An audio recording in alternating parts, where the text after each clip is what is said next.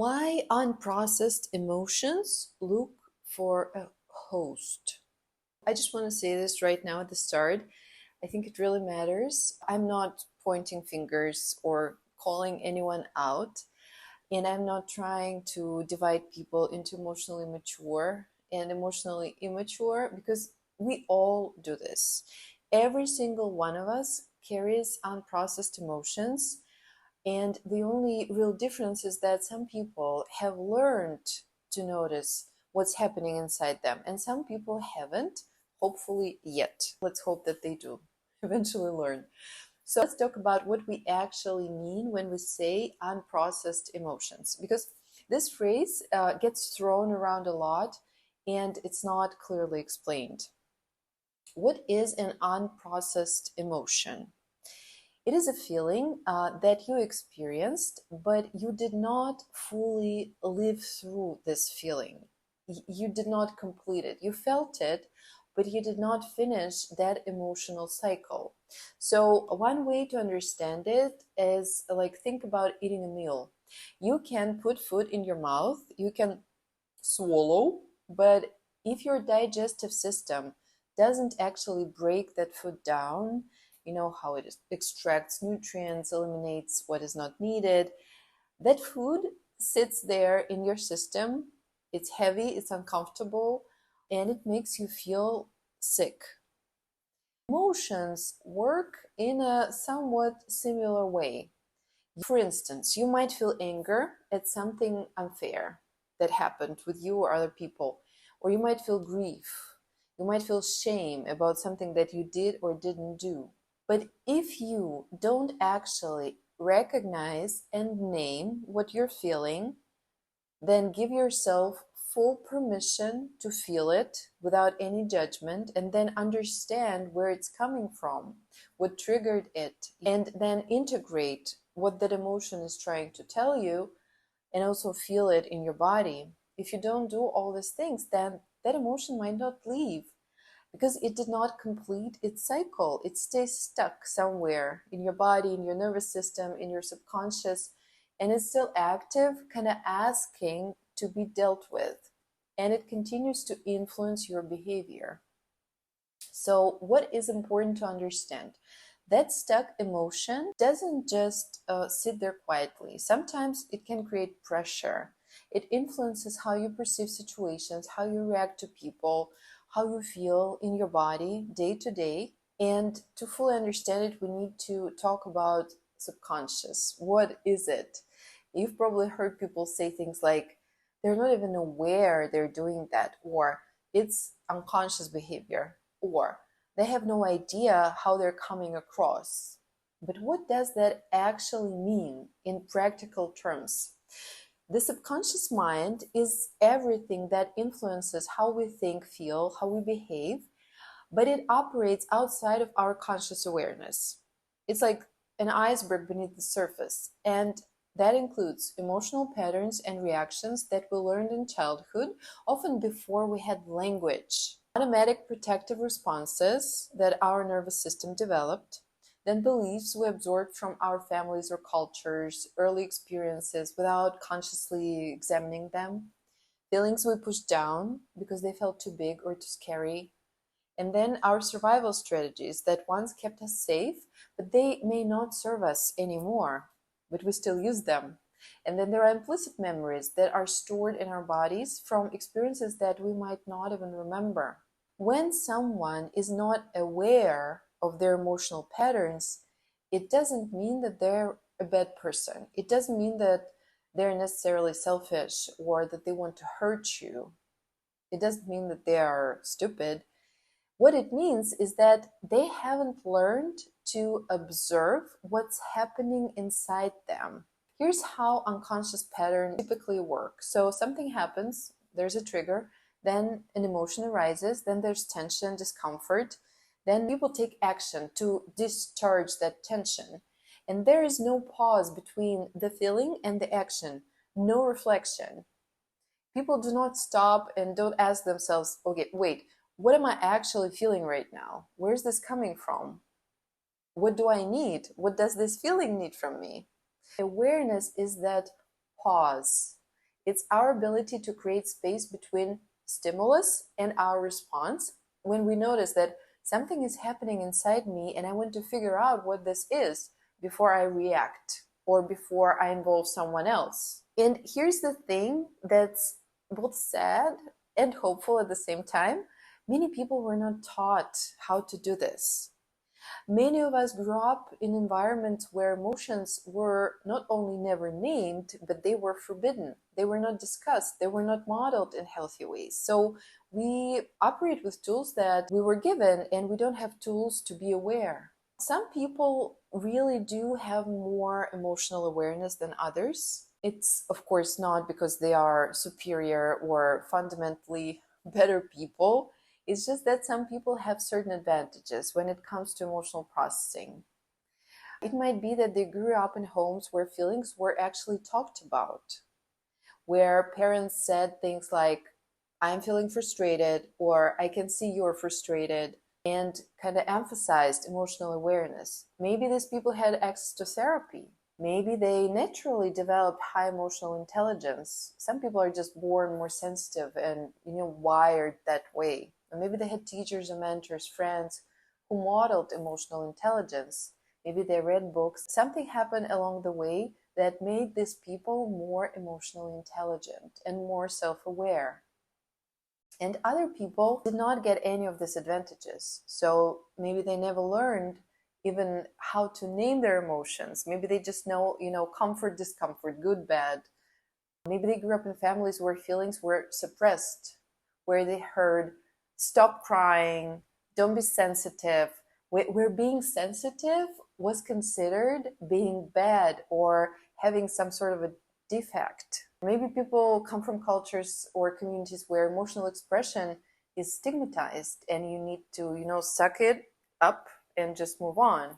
Some people experience maybe such overwhelm that their nervous system learned to shut down and discharge quickly. When you're surviving, you don't have luxury to analyze your inner world. So when we talk about people dumping their emotions on others or using people as hosts for their unprocessed feelings, we're not saying that they're villains. We're not saying that they are exploiting others, on purpose. We're saying that their nervous system learned this strategy, discharge emotions. They get relief from that. They were not taught to contain emotions. They were not taught to let it move through you without immediately acting on it or involving others. They externalize their emotions. Why emotions look for a host? So here's the central concept of this talk. Emotions are not just thoughts. They are energetic states. They are physiological. They create sensations, tension, arousal in your nervous system. And like all energy, emotions want to move. They need expression. They need completion. When someone doesn't know how to process an emotion, when they cannot complete that cycle we discussed on their own, that emotional energy looks for somewhere else to go. It seeks external regulation, and that's where a host, and sometimes it might be you, comes in. A host is someone who often, without consciously realizing, listens deeply, attentively, stays calm, relatively calm, even when someone else is dysregulated, shows empathy, can absorb and hold emotional intensity, and is not reacting immediately. Has more regulated nervous system, yes, until they burn out, and also offers validation. What happens on a nervous system level? When you are around someone who's experiencing unprocessed emotions, your regulated nervous system can temporarily help stabilize them. It's called core regulation. Your calm literally helps their system settle. We do it with our kids all the time. It's important in the right contexts. Parenting, as I said, brief support with friends, or if you're a therapist. But when it becomes a pattern, when someone consistently relies on you to regulate their emotions for them, what happens is the emotion shifts from inside them into the relational space between you, or often directly into your body. So you become the container they could not create internally. That is why after some conversations, you might feel totally exhausted, like someone drained you, or heavy, maybe, even though nothing bad happened to you personally. Or maybe you become anxious or on edge, you don't understand why. Or you might be feeling like you're not yourself, or like you need to immediately do something, like to discharge, maybe scroll your phone or eat or watch TV, just you want to relieve that tension. You didn't just hear their story or witness their feelings. Your nervous system actually helped them to carry what they couldn't hold. You absorbed it. And what is important to understand, there's difference between support and hosting. Of course, it doesn't mean we should never help people with their emotions. Human connections requires emotional exchange and help. And at the same time, there's a difference between being supportive and hosting. So someone shares a difficult feeling, you listen with empathy, you validate, and then they do their own processing. So you both walk away intact. When you are becoming a host, someone on a regular basis unloads on you without being aware they do it. You listen and they discharge. And they are not taking emotional responsibility. They leave you feeling lighter and you feel heavy. And it becomes a pattern. And then your body starts to tense up when you see just their name. You know, they're texting you and you're like, oh my God. When you're supporting, it's healthy interdependence. And when you are host, it's emotional labor. Therapists are specifically trained to hold intense emotions and not take them personally. We'll learn how to be a container and not absorbing, not becoming a sponge. And it takes years to learn that. We create safe space for feelings. We stay grounded.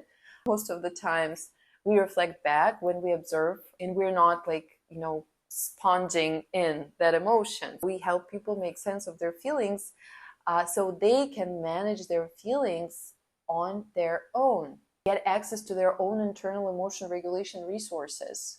And also we have supervision, our own therapy and training in nervous system regulation, hopefully, so that we don't carry what is not ours. But friends, partners, family members, co-workers, these people don't have this training.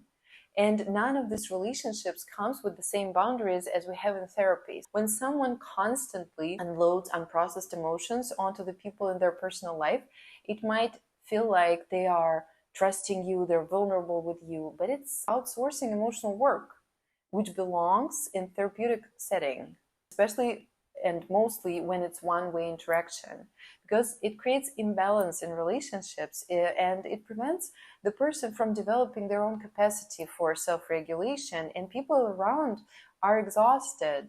Like maybe you remember that episode from Sex and the City where Carrie was telling her friends about Big all the time, and they said, oh, you probably need therapy, Carrie.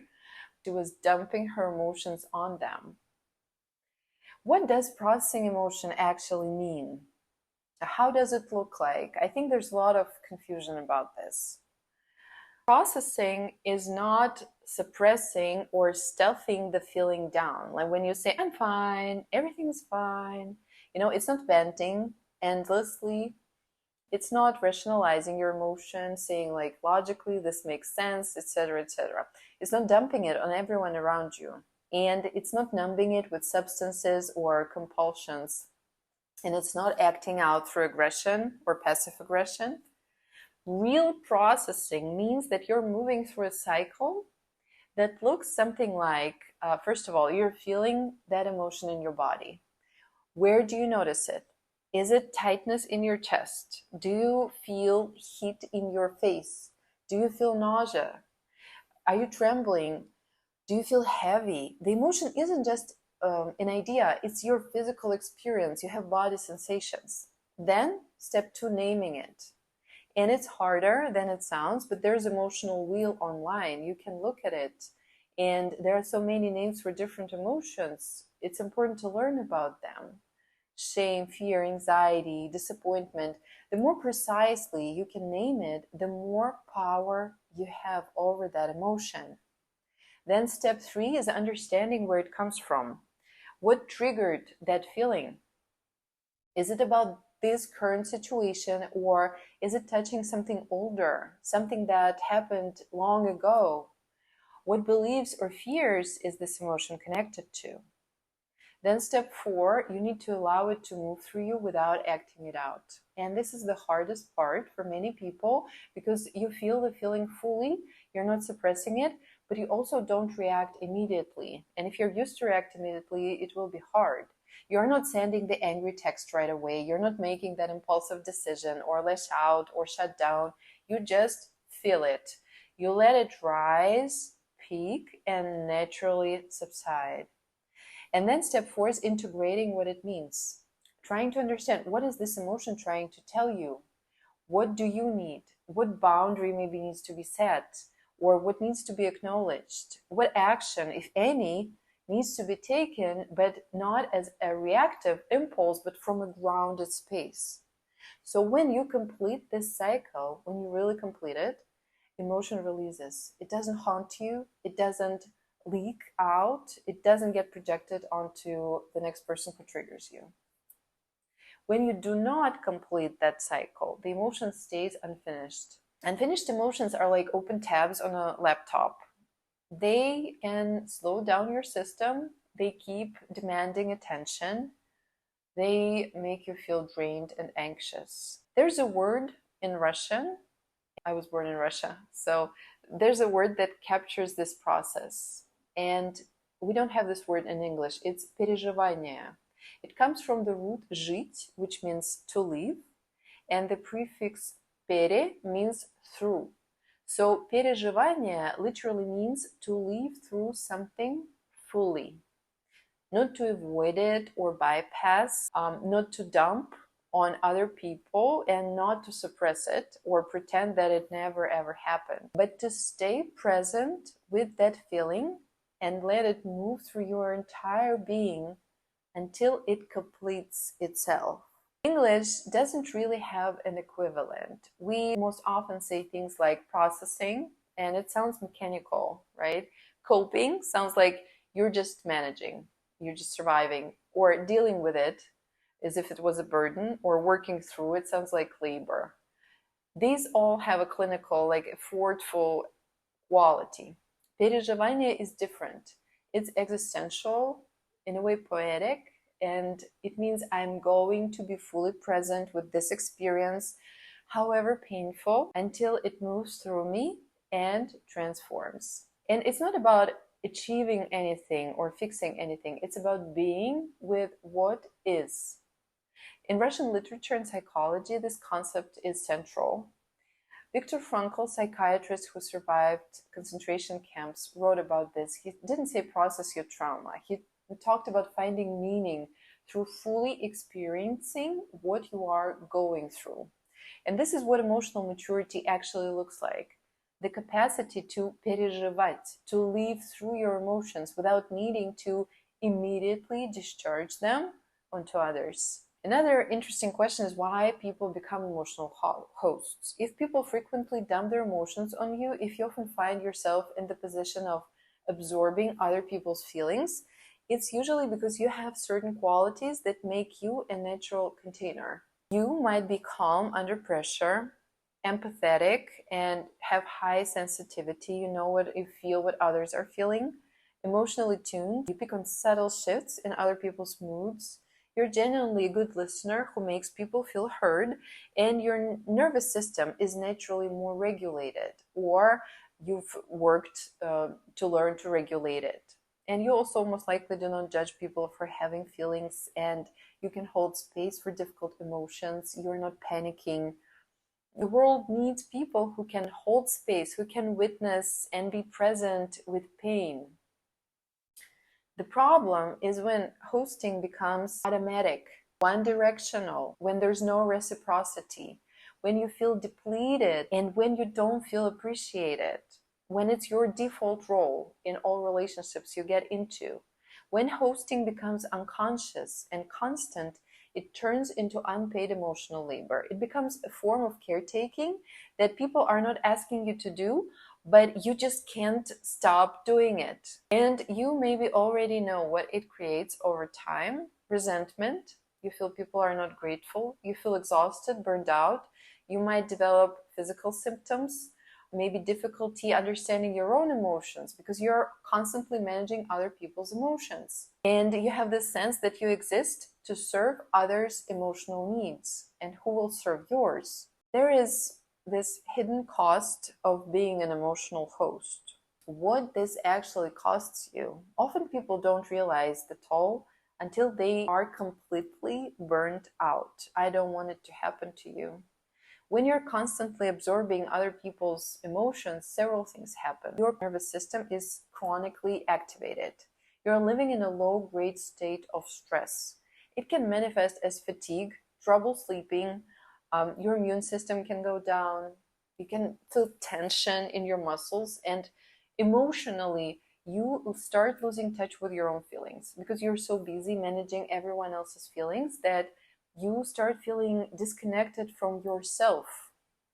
Then your emotional boundaries sometimes can become porous. You're not sure where you end and others begin. You start feeling more anxious or maybe depressed, and you feel like you're losing your capacity for joy because you're carrying so much that isn't yours. There's no space for joy. And then relationally, you start attracting people who want to use you as an emotional dumping ground. And healthier people who practice reciprocity might not feel drawn to you because the dynamic feels off to them. You end up in relationships where you give far more than you receive. And people come to expect this from you. And when you try to set boundaries, they react sometimes with shock, or they say they're hurt, and you start feeling guilty for having needs of your own. And existentially, you can start losing your sense of self, and you're starting to wonder who you even are outside of serving others. Like, as if when you're not fixing others, there's no purpose. Your identity is wrapped up in being the helper, the listener. And this is a pattern that can harm you over time. How you can stop being an automatic host. The goal here isn't to become cold, unavailable, or shut down or shut people down.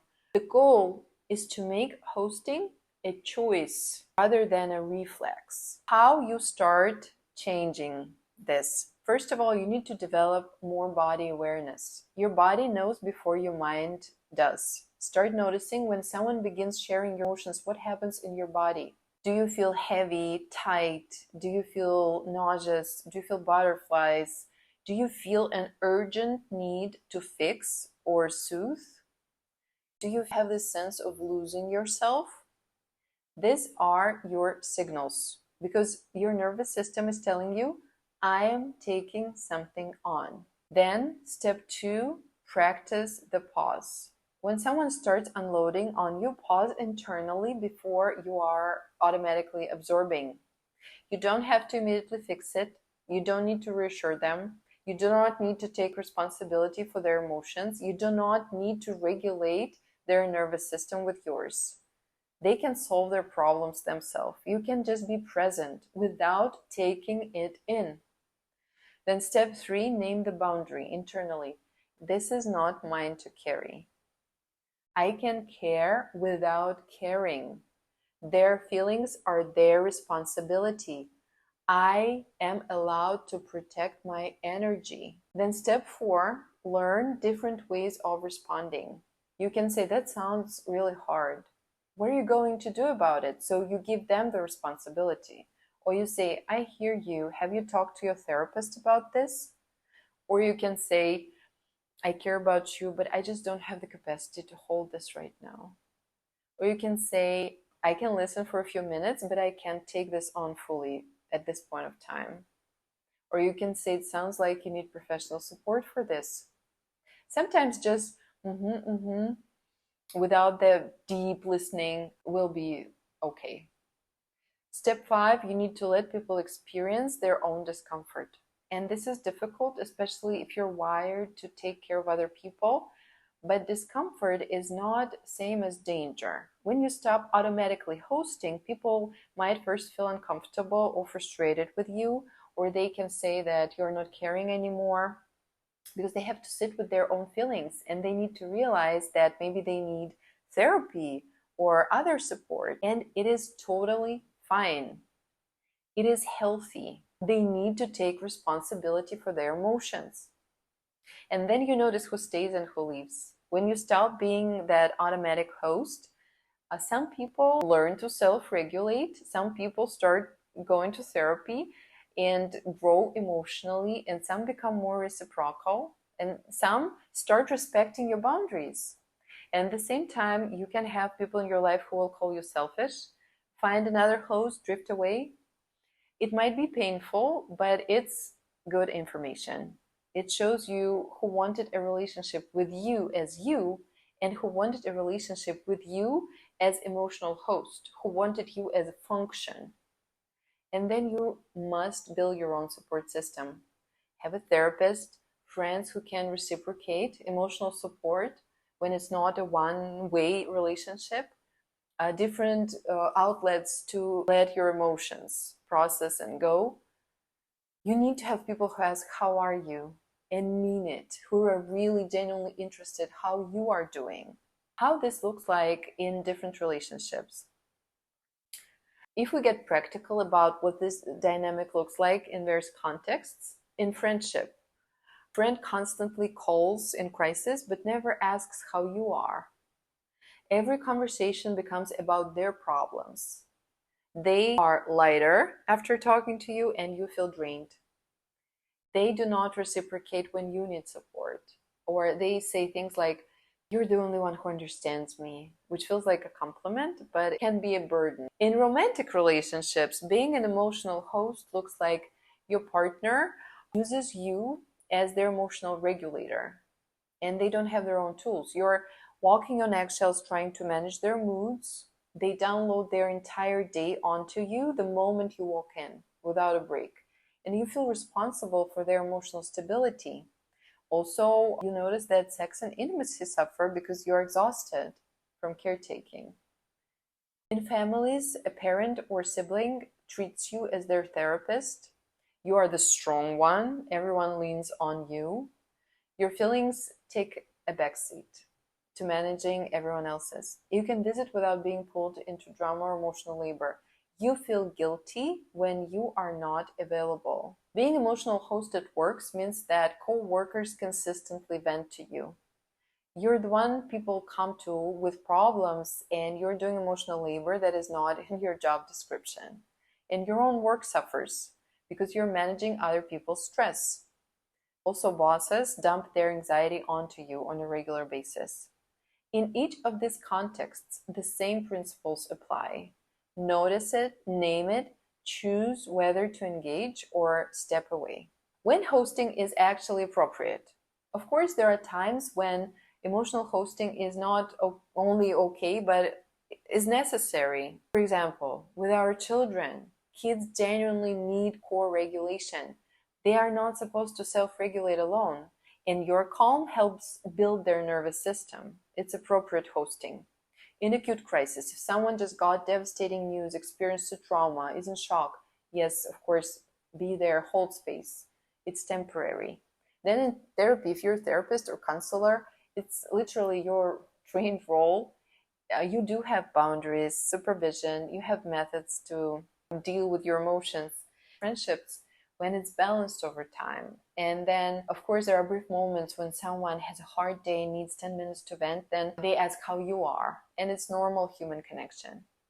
The problem is when it's chronic, one-directional, unconscious, expected, when you feel depleting, and when it's not reciprocated. If someone tells you that boundaries are not spiritual or not compassionate, they're probably someone who benefits from you not having any boundaries. Also, for empaths, if you identify as an empath or highly sensitive person, I want to tell you that being an empath doesn't mean you have to be everyone's emotional dumping ground. Empathy without boundaries is not a gift. It's a wound that hasn't healed yet. Many people who identify as empaths are actually survivors of childhood trauma or people pleasers who merged with others to avoid conflicts, or highly anxious people who scan for threats constantly. Sometimes people who never learned that they could feel others' emotions without taking them on. You can be sensitive and have boundaries at the same time. You can feel others' pain without making it your own. If you are an empath, your work is not to shut down your sensitivity, it's to learn energetic boundaries so your gift doesn't eventually destroy yourself. Here's what I want you to take away from this talk. Unprocessed emotions don't make someone a bad person, they make them human. We all have unprocessed emotions at various times. The question is, what do we do with them? Some people have learned to live through their emotions, process them, complete the cycle. Others haven't learned this yet, so they externalize. And if you're someone who frequently ends up hosting other people's emotions, it's not because you're weak or you're doing something wrong. It's because you have such beautiful qualities as empathy, presence, emotional attunement. And at the same time, you need to remember that your nervous system is not a public resource. You can be kind and have boundaries. You can be empathetic and have selective communication. You must protect your energy. You are allowed to say, I care about you, but I can't hold this. I don't have capacity right now. You are allowed to let people feel their feelings without rescuing them. You are allowed to choose which emotional burdens you carry and which you let go. When hosting becomes a choice, when you're consciously choosing to host other people's emotions, you remain whole. You can be present and you're not feeling exhausted or depleted. You attract people who can reciprocate and you experience your own emotions fully because you're not too busy carrying other people's emotions all the time. So, practice the pause, notice your body, name what's yours and what isn't, and remember, you can hold space for someone without becoming that space that they feel. Take care.